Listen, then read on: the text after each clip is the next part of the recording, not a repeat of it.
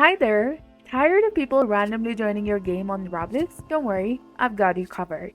In this video, I'll show you how to turn off the join feature step by step on Roblox so that you can enjoy some peace and play your way. So now let's get started. First of all, what you have to do is you just have to simply launch your web browser and then go to roblox.com.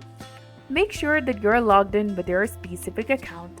Now, once you're in the home page, tap on the gear icon in the top right corner and from the drop-down menu, go to Settings. Next, go to Privacy and Content Maturity option that is between the Security and Notifications. Tap on it. From the various options, you have to click on Visibility and Private Service that is below the Communication option. Tap on it again. Here you can enable joins by clicking on the visibility option. You have several choices for who can join your game. Everyone allows anyone to join. Followers means only people you follow can join. Friends means only your friends can join, and no one means no one can join in your game. If you want to turn off joins, you can select one of these options that suits you. If you prefer to keep your game private, choose no one, and if public, select everyone. That's it. And I hope you found this video helpful.